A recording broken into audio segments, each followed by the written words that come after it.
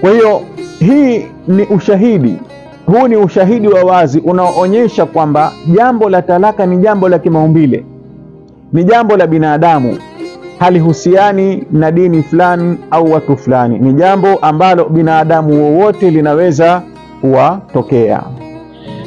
Kuna dhana kwamba Uislamu uliporuhusu talaka ni kana kwamba haujui umuhimu wa ndoa, hautambui umuhimu wa ndoa katika jamii.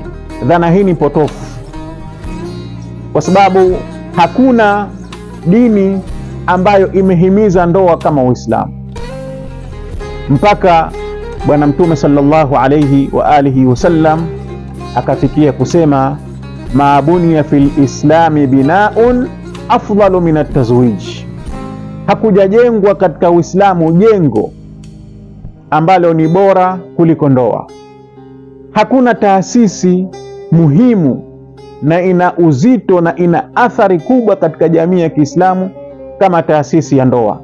Haya ni maneno ya Bwana Mtume Muhammad sallallahu alayhi wa alihi wasallam yaliyopokewa katika kitabu Wasailu Ash-Shia.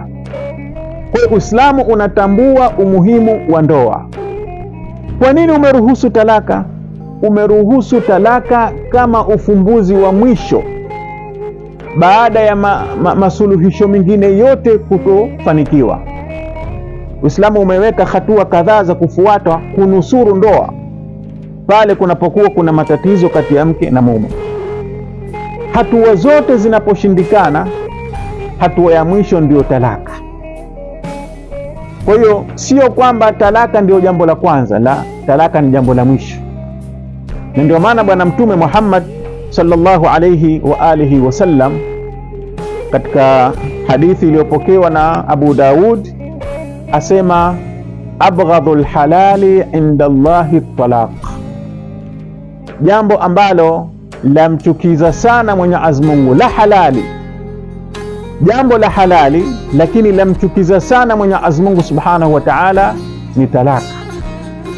Mke na mume wanapoachana ni jambo Mwenyezi Mungu subhanahu wa ta'ala halipendi, Mwenyezi Mungu lamchukiza, lakini ameliruhusu kwa sababu kuna wakati mke na mume wanafikia katika hatua hawawezi tena kuendelea, hawawezi kwenda pamoja.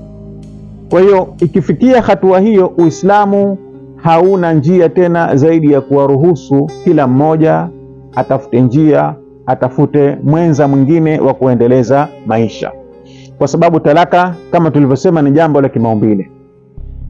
Na ndio maana Mwenyezi Mungu Subhanahu wa Ta'ala katika suratul Talaq atuambia baada a'udhu billahi minash shaitani rajim bismillahir rahmanir rahim ya ayuhan nabiyyu idha talaqtumun nisaa fatalliquhunna li'iddatihinna, ewe mtume mtakapowataliki wanawake basi watalikini katika ida zao.